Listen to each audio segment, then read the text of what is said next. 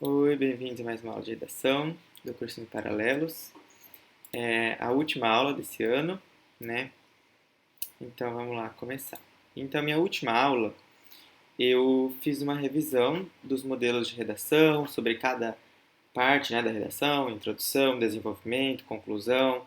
Trouxe aquele modelo do Lucas Phelps, se não me engano, né? Para ajudar vocês, uma revisão assim por cima. Então, quem não viu, eu aconselho que veja, até porque está se aproximando do Enem, né? Tá quase aí. E aquilo lá foi basicamente uma revisão, então não teria muito mais o que eu passar para vocês. Então, o que eu decidi, assim, que era a minha experiência, né, quando eu estava fazendo o Enem, que me ajudava, né, me ajudou bastante. Então, o que eu fazia nos últimos dias, antes do domingo lá que tem a redação, né, que é o primeiro domingo do Enem. Eu revisava frases, né, citações, filmes, séries, que eu pudesse citar no dia da redação, né, para ficar mais fresco na memória e eu não esquecer, ou seja, aquele repertório sociocultural, certo? Porque isso a gente não pode deixar de colocar na redação e é o mais chatinho de desenvolver. Então, era isso que eu via, tá? Mas se vocês ainda têm dúvidas de estrutura, não esqueçam que tem a minha última aula, tá? Que foi sobre isso, tá bom? Então, primeiro, e além disso, eu quero fazer uma revisão de conectivos também com vocês, porque às vezes, né, vocês estão usando os mesmos sempre em todas as redações, e daí é bom dar uma olhada em mais alguns, né, até porque, igual eu coloquei aqui, então, competência 4, o que significa? Demonstrar conhecimento dos mecanismos linguísticos necessários, que é a coesão, certo? Essa coesão pode ser definida como uma ponte entre as partes de um texto, a fim de torná-lo compreensível e claro. Ocorre pelo uso de conjunções, preposições, advérbios e outros mecanismos, né? Assim como os conectivos que a gente chama, que é o que a gente coloca na nossa dissertação argumentativa, certo? Então, assim, se você consegue fazer uma boa utilização de preposições, principalmente, e as conjunções ou conectivos, né? Que a gente liga as frases e os parágrafos do texto, você já tem 200 na sua competência 4, tá? Ela é literalmente isso. Então, esses mecanismos necessários para dar essa unidade ao texto, essa coesão, beleza? Ou seja, ligar uma parte ao outro. Tanto como parágrafo ao outro, quanto uma frase à outra, certo? Um período ao outro, enfim. Então, primeiro, preposições. Aqui eu coloquei as principais preposições que a gente usa no dia a dia, assim, não é difícil, né? Preposições é fácil, mas eu coloquei pra gente relembrar. Então, a, ante, até, após, com, contra, de, desde, em, entre, para, perante, por, sem, sob, sobre, traz, né? Como, conforme, consoante, exceto, fora, mediante, salvo, segundo, senão, tirante, visto e outros, né? Aí, falando sobre os conectivos, aqui tem então uma folha que eu achei lá na internet, bem interessante, né? De adição, oposição, certeza, ou seja, qual ideia passa esses conectivos. Eu não vou ler aqui, mas é legal se vocês quiserem dar uma pausa, anotar alguma coisa, tirar um print, enfim. Vou deixar aqui mais um pouquinho. E daí eu trouxe outros aqui, nesse daqui, que, assim, eu acredito que são os que você mais utiliza, tá? Eu utilizo praticamente esses que estão aqui, não muito fora disso, tá bom? Tem outras ideias além dessas 5 aqui que eu coloquei, tá? Mas essas são as principais. Então, quando você quer somar alguma coisa, ou entre um parágrafo e outro, ou um período e outro, então você pode colocar e, mais, nem, também, não só, mas também. Daí aqui tem os 3 pontinhos porque você vai colocar sempre assim. Não só blá blá blá blá blá, mas também isso daqui, isso daqui, isso daqui. Entendeu? Isso é uma adição, certo? Não parece, mas é. Assim como, como também, ademais. Eu usava muito esse ademais, é muito bom de usar. Outro sim, o segundo parágrafo de desenvolvimento, quando você vai colocar uma coisa a mais, eu particularmente sempre utilizava o outro assim. Além disso, em adição, bem como, soma-se a isso, né? Então, não é difícil de lembrar, só que é interessante saber todos, né? Para você não ficar repetindo, porque não é legal repetir, tá? É uma coisa interessante vocês saberem. Não é interessante repetir conectivos, porque vai mostrar que você não sabe. E olha quantos tem, né? Conclusão. Então, uma ideia de conclusão, que não precisa ser utilizada só no parágrafo de conclusão, tá? Não cheguem a essa ideia, não. Porque você pode usar, por exemplo, no último período do parágrafo de desenvolvimento, porque você está concluindo aquele parágrafo, né? Isso pode acontecer tranquilamente, deve até, né? Então, logo, portanto, então. Então, ele é meio informal. Então, assim, eu nunca usei e, assim, eu falo para vocês não utilizarem, mas ele também é de conclusão, tá? Assim, enfim, por isso. Ah, por fim também é separado, né? Por fim, acho que não tá aqui. Por conseguinte. Por conseguinte também pode ser de consequência, tá? Aqui não eu coloquei a ideia de consequência, porque ela não é tão utilizada igual essa que eu coloquei aqui. Só que o por conseguinte também é a mesma coisa que por consequência, tá? De modo que, dessa forma, em resumo, em síntese, assim sendo, em suma, destarte. Tá? Destarte é a mesma coisa que dessa forma. E esse assim sendo também pode ser sendo assim. Não tem diferença, tá? Que tem muita gente que coloca sendo assim. Eu, particularmente, prefiro sendo assim, tá? Oposição. Então, a ideia de oposição ou contraposição, né? Ou seja, uma ideia que vai opor a outra. Normalmente, pode acontecer entre dois parágrafos de desenvolvimento ou dentro do próprio desenvolvimento, né? Que um período e outro vai se opor. Mas, ele é o mais simples, né? Porém, todavia, contudo, entretanto, no entanto, senão, embora, ainda que, mesmo quando, não obstante, se bem que e apesar de que. Tá? Então, tem todos esses. Explicação. Lembrando aqui em oposição, também um que eu gostava muito de utilizar era por outro lado. Né? Por outro lado, vírgula. Aí você continua. Tá? Explicação. Esse aqui é um dos que você mais usa, né? Porque assim, você coloca uma frase e você tem que explicar ela. Você tem que dar embasamento para ela, né? Então você usa o tempo inteiro em todos os parágrafos. Então é interessante você não ficar repetindo. Pois, não. Pois, não. Ou porque toda hora, né? Então tem o pois, o porquê, somente que, porquanto, por isso, assim, visto que, já que, uma vez que, por conseguinte, de novo, né? Que vai explicar, isso aconteceu, por conseguinte, isso aconteceu, né? Também vai explicar. Por causa de, em virtude de tal forma que. Então, aqui são vários de explicação, são os principais. Então, sabendo esses aqui, pode ter certeza que já vai dar certo, tá? E por último, conformidade. Então, por que conformidade? Quando você vai citar um filósofo, um sociólogo, né, qualquer coisa assim, que normalmente pelo menos uma vez você vai citar no seu texto, você vai colocar conforme tal pessoa, né, ou segundo tal pessoa. Então, para não ficar repetindo também, eu trouxe aqui alguns. Você pode pôr então conforme, como, segundo, consoante, de acordo com e por último, de conformidade com. Também dá. Beleza? Então agora vamos começar a falar sobre realmente o repertório cultural. Ou repertório sociocultural, né? É o quê? Então são conhecimentos e referências adquiridos por meio de livros, frases, matérias, autores, pesquisas e muito mais. Por que muito mais? Então assim, é tudo que você sabe, né?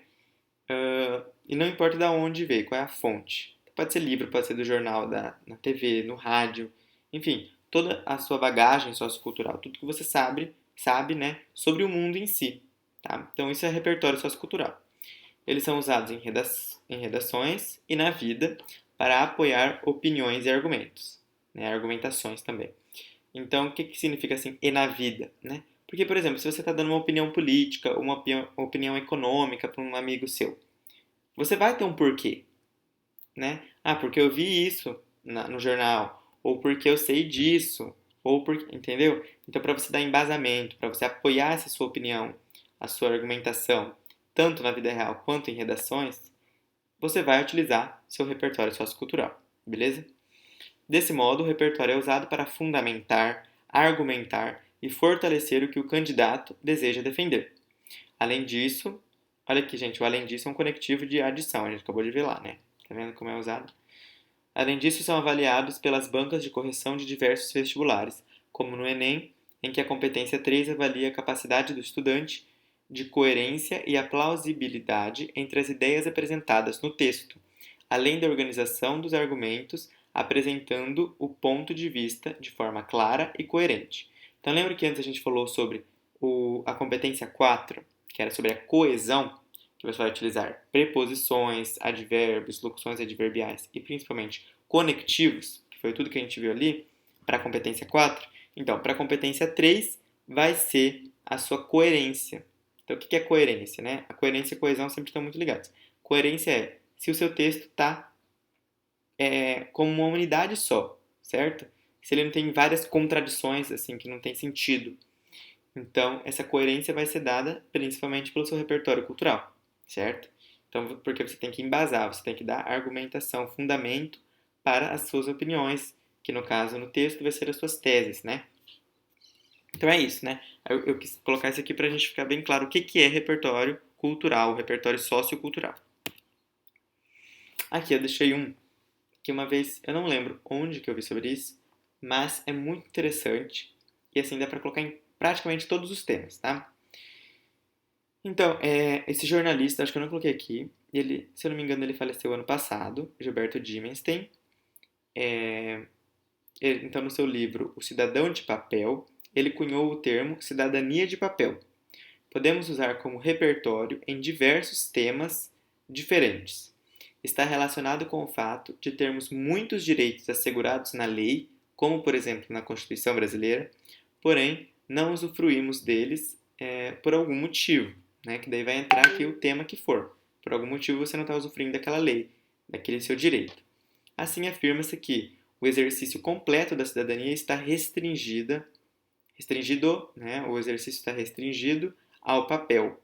Então, assim, qualquer coisa que for, se está relacionado à saúde e você quer dizer que não, o Estado não está cumprindo, né, com o dever deles, porque a Constituição diz que todos temos direito à saúde, certo? Aí você pode colocar o Gilberto Dimenstein, né? Então, o jornalista Gilberto Dimenstein cunhou o termo cidadania de papel, no qual ele faz referência ao fato de os brasileiros possuírem direitos somente no papel, ou seja, na Constituição, e não na prática realmente, certo? Então, saúde, educação, cultura, qualquer coisa. Por isso que eu falo que isso aqui pode ser utilizado em praticamente todos os temas, tá? É uma coisa coringa, né? Agora eles chamam. Aqui, eu utilizei ele no último Enem, 2020, no primeiro parágrafo de desenvolvimento. E eu trouxe o primeiro parágrafo aqui só para vocês verem como eu coloquei, tá? Então, eu vou dar uma lida rápida, mas só para vocês verem mais ou menos como tá. Em primeiro plano, vale ressaltar que o artigo 6º da Constituição Federal de 1988 discorre acerca dos direitos sociais. Entre eles está a saúde de qualidade a todos os cidadãos.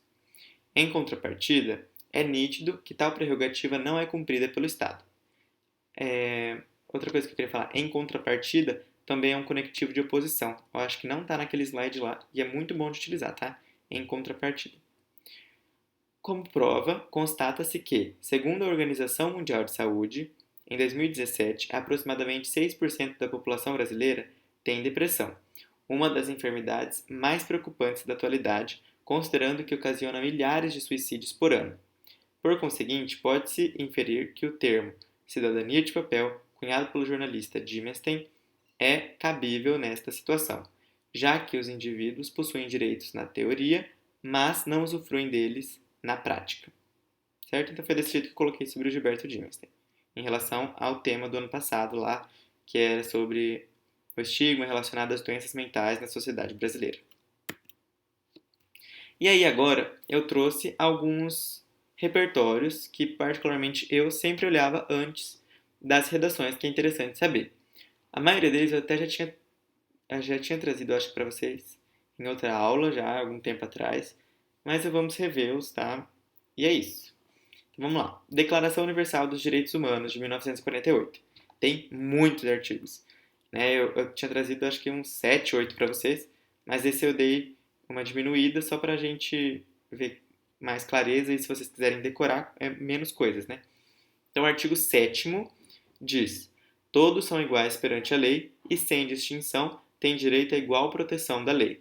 Todos têm direito à proteção igual contra qualquer discriminação que viole a presente declaração e contra qualquer incitamento a tal discriminação. Então, assim, é bem geralzona, né? E é interessante porque pode colocar em vários temas diferentes que tratem da desigualdade, né? Ou, enfim, vários temas. O outro artigo é o 18º, que diz: toda pessoa tem direito à liberdade de pensamento, de consciência e de religião. Este direito implica a liberdade de mudar de religião ou de convicção, assim como a liberdade de manifestar a religião ou convicção, sozinho ou em comum, tanto em público como em privado, pelo ensino, pela prática, pelo culto e pelos ritos. Então aqui fala sobre a liberdade de pensamento, religião, consciência, né? É interessante para aqueles temas que tratam da imposição de uma religião em alguns países, enfim, né? Da intolerância religiosa, intolerância no sentido também de racismo, homofobia, né? Porque tem a ver com a liberdade de pensamento, certo? Agora sobre a Constituição Federal, é óbvio que existem inúmeros artigos. Aqui eu trouxe os mais gerais que você pode utilizar no maior número de temas. Mas eu lembro que quando eu trouxe daqui, que eu fiz uma aula só sobre isso, eu trouxe mais artigos específicos, tipo um artigo que fala só sobre a saúde, um que fala só sobre a segurança, um que fala só sobre a cultura, um que fala só sobre a educação, né? Que quem tiver interessado é só procurar outro vídeo ou mesmo pesquisar no Google que rapidão você acha. Mas esses dois aqui que eu coloquei são os mais, assim, gerais que você pode utilizar no maior número de temas, tá? Então é o artigo 5º e o artigo 6º.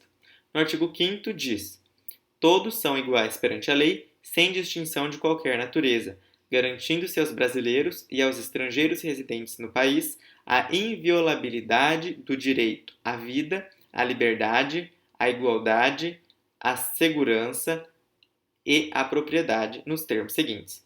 E daí continua, né? Assim, esse é o principal. Ou seja, todos brasileiros têm direito, é inviolabilidade. O que é inviolabilidade? Não pode ser violado. De jeito nenhum, não pode ser violado. Ninguém pode violar.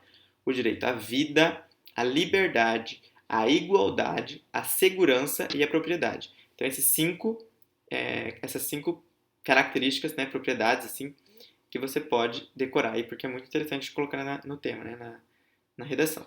Artigo 6º, então, são direitos sociais. Então, direitos sociais: a educação, a saúde, a alimentação, o trabalho, a moradia, o transporte, o lazer, a segurança, a previdência social, a proteção à maternidade e à infância, a assistência aos desamparados na forma desta Constituição. Você precisa decorar? Não. O que você precisa saber? Por exemplo, se o tema for a ver com segurança, você vai lembrar que no artigo 6º tem isso. Aí você pode citar que no artigo 6º fala sobre isso. Não precisa colocar o artigo 6º inteirinho na sua redação, não é isso, tá? Você tem que saber que está lá, no artigo 6º. Então, por exemplo, você podia ter citado esse artigo 6º no último tema, porque era sobre saúde, certo? E aqui fala que todos têm direito à saúde. Então é isso, tá? Educação. Então, sobre educação, o que a gente pode colocar? Eu trouxe duas frases que eu mais gosto, assim, que eu acho bem interessante. A primeira é: a educação é a arma mais poderosa que você pode usar para mudar o mundo, que é do ex-presidente da África do Sul, o Nelson Mandela, né, muito conhecido. E a outra frase é: o homem não é nada além daquilo que a educação faz dele, que é do filósofo prussiano do período moderno, Immanuel Kant, que é muito discutido na filosofia, né? Então, essas duas frases sobre educação. Então, assim, qualquer tema que tiver relação com educação, você pode utilizar isso daqui de alguma maneira. Lembrando que nunca pode simplesmente jogar a frase lá no meio do seu desenvolvimento e deixar ela lá bonitinha. Ah, eu coloquei alguém aqui, então vou ficar com uma nota boa. Não, né? Tem que ter a ver com o seu parágrafo. Por isso que tem que ter coerência, né? Que é os 200 pontos da competência 3, tá? Tecnologia. Então, outras duas frases. Uma frase bem curta, que dá para decorar facinho. A tecnologia move o mundo, que é do cofundador da empresa Apple, Steve Jobs. Todo mundo conhece também. E a outra frase: a globalização encurtou as distâncias métricas, aumentando ainda mais as distâncias efetivas. Jack Bosman, que é um escritor. Tá? E aqui, um geral sobre a sociedade, né? 1, 2, 3, 4, 5, 6 frases bem conhecidas e bem interessantes. A primeira: A base da sociedade é a justiça. Aristóteles, que todo mundo conhece esse nome, filósofo grego do período clássico. Segunda frase, não são as crises que mudam o mundo, e sim nossa reação a elas. Isso aqui pode ser utilizado para qualquer tipo de crise, né? Então não é a crise que muda o mundo, mas sim como nós vamos reagir a isso. Então é daquele sociólogo polonês, o Zygmunt Bauman. Fazendo um adendo aqui, tem a modernidade líquida também, de Zygmunt Bauman. Eu não coloquei aqui, mas se quiserem pesquisar, é bem legal, dá para colocar também em muitos temas. Só colocar no Google, modernidade líquida, e daí vai aparecer, que é esse mesmo sociólogo polonês aqui, o Zygmunt Bauman. Fala sobre, né, como que está sendo as relações na atualidade, são muito líquidas, né? Nada é muito sólido. É interessante porque dá para citar em muita coisa também, tá? Não é uma frase, por isso eu não trouxe, né? Mas é uma obra dele. Terceira frase, a cultura está acima da diferença da condição social. Então a cultura está acima. É uma coisa que tem a ver com cultura, né? Então se o tema tem a ver com cultura, você pode citar isso daqui. Fica bem legal. É do Confúcio, aquele filósofo e pensador chinês. Próxima frase, o trabalho dignifica o homem. Também é uma frase curta que é interessante de decorar. É do Barão de Mauá, que a gente vê muito em história, né? História do Brasil, que foi uma importante figura burguesa do Brasil imperial. Então, lá do período imperial. A próxima frase, a marca da cultura de consumo é a redução do ser para ter. Então, começou a valorizar mais ter do que o ser, né? Então, isso aqui tem a ver com consumismo, com economia, com capitalismo. Tá? Foi escrita por John Piper. Muito legal essa frase também. E a última que está aqui, o homem nasce livre e por toda parte se encontra acorrentado. É uma frase muito famosa do Rousseau, né, Jacques Rousseau, que é um filósofo e teórico político genebrino. Tá? Então é isso. Hoje eu não passei muita coisa. É a última aula, né? Não tem mais nada, na verdade, novo para passar para vocês. Então foi só para dar uma relembrada em repertórios e conectivos para que vocês fiquem com isso bem claro na cabeça. E agora então o tema da semana, o último tema que eu vou passar. A partir da leitura dos textos motivadores e com base no conhecimento construído ao longo de sua formação, redija texto dissertativo argumentativo em modalidade escrita formal da língua portuguesa sobre o tema O problema da violência infantil no país, apresentando propostas de intervenção. Selecione, organize e relacione de forma coerente e coesa argumentos e fatos para a defesa do seu ponto de vista. Eu quis ler tudo para vocês, é porque a gente normalmente não lê, né? Só vai para o tema. Olhem a parte que diz ali embaixo. De forma coerente e coesa. O que a gente acabou de falar, né? A coerência, que é lá da competência 3, que tem a ver com o repertório sociocultural, e a coesão, então a forma coesa, que tem a ver com a competência 4, que a gente falou lá dos conectivos. Beleza? Então, primeiro uma imagem. A violência doméstica infantil deixa marcas que não somem com o tempo. Então, perguntas que a criança faz consigo mesma. Eu não fiz por mal. Por que eu nasci? O que eu fiz de tão ruim? Por que estão me batendo? Eu sou uma criança má? Por que eles têm tanta raiva de mim? E por último, por que eles não me ouvem? Então, perguntas que deixam a gente assim, pensando em como a criança reage a uma violência doméstica, certo? Aí são dois textos, então vamos ler. Texto 1. Crianças e adolescentes desprotegidos. A violência infantil no Brasil é um sério problema social a ser enfrentado pelos governos, entidades sociais e sociedade como um todo. Esse fenômeno deixa marcas a longo prazo, com consequências mentais, emocionais e físicas que se arrastam para a vida adulta, provocando um impacto profundo no desenvolvimento das crianças e adolescentes. Mais do que qualquer outro tipo de violência, a cometida contra a criança não se justifica, pois as condições peculiares de desenvolvimento desse cidadão os colocam em extrema dependência de pais, familiares, poder público e sociedade como um todo. Então, assim, aqui diz o quê? A criança é tão dependente que ela está a par, ela está dependente dos pais e familiares. E essas pessoas têm o direito de bater nelas? Não, não tem, certo?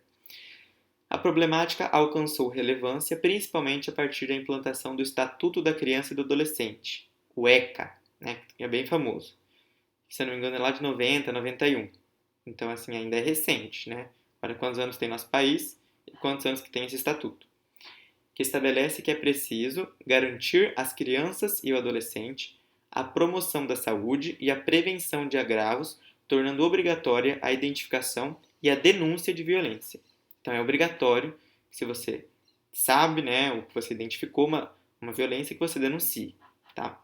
Nesse sentido, o Estado passou a ter instrumentos legais de proteção nas situações de violência na infância e na adolescência, tornando obrigatória sua notificação até mesmo nos casos de suspeita. O que significa? Eu acho que eles estão agredindo aquela criança. Você não tem certeza. Tem que denunciar, tem que notificar, certo? Para que seja, porque se for realmente violência, você vai estar, quem sabe, salvando a vida daquela criança ou, né, tirando ela daquele abuso, né, daquela violência. E o texto 2, violência doméstica infantil é uma realidade preocupante nos lares brasileiros. Violências em números. Então, dados da Sociedade Internacional de Prevenção ao Abuso e à Negligência na Infância, de São Paulo, revelam que, em média, 18 mil crianças são vítimas de violência doméstica por dia no Brasil. E nos últimos meses de pandemia, esses números possivelmente aumentaram, porém, não estão sendo contabilizados. Olha que interessante, já trouxe um dado da pandemia, né? Por estar muito mais em casa, esses números aumentaram. Diante disso, a Secretaria do Estado da Cidadania e Justiça acende um alerta para o acometimento de violência doméstica contra crianças e adolescentes no período de distanciamento social, com o intuito de estimular a denúncia e o engajamento, né, do sistema de garantia para promover a proteção efetiva nesse período de quarentena em que os casos estão sendo subnotificados. Devemos lembrar que a infância é a fase primordial para o desenvolvimento do ser humano, da formação de sua personalidade, crenças sobre o mundo, sobre si e o futuro. Cada trauma gerado nessa fase da vida pode gerar raízes de sofrimento que esse indivíduo pode levar pelo resto dos seus dias. Complementa ainda a psicóloga. Então, olha que interessante esse tema, né? As faces da violência.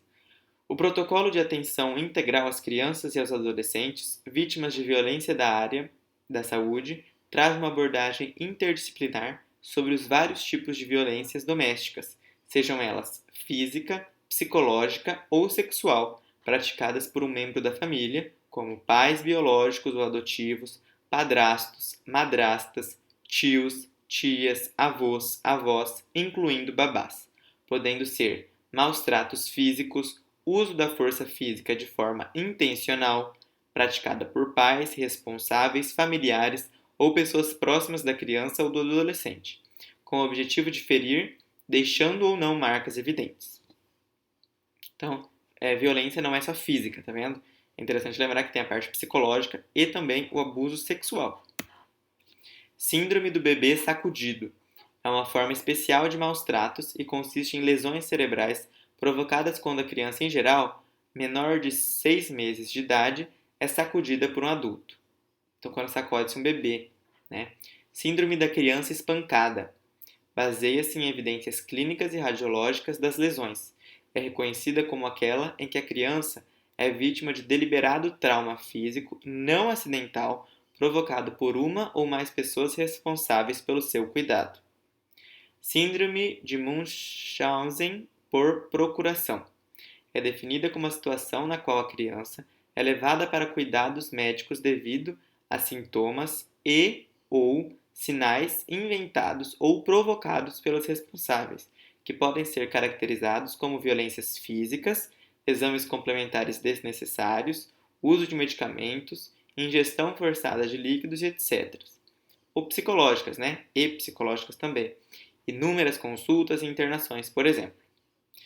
Maus tratos psicológicos. Então, correspondem a toda forma de rejeição, depreciação, discriminação, desrespeito, cobrança ou punição exageradas e utilização da criança ou do adolescente para atender às necessidades psíquicas dos adultos. E por último, a negligência. Então, é o ato de omissão do responsável pela criação ou pelo adolescente em promover as necessidades básicas para o seu desenvolvimento. O abandono é considerado uma forma extrema de negligência, caracterizando-se pela omissão em termos de cuidados básicos como a privação de medicamentos, cuidados necessários à saúde, à higiene, ausência de proteção contra as inclemências do meio, né, como frio e calor, falta de estímulo e condições para a frequência à escola. Então é isso. Essa é a última aula, então eu quero me despedir de vocês. Foi muito bom participar desse projeto. E eu queria dizer que até o dia da redação, né, do Enem, que se não me engano é dia 21 de novembro, se vocês tiverem qualquer dúvida, quiserem mandar mensagem no WhatsApp, sem nenhum problema, né? Vocês sabem que eu estou lá nos grupos do Paralelos. E é isso, estou à disposição de vocês, tá bom? Boa prova para todo mundo e é isso, boa sorte.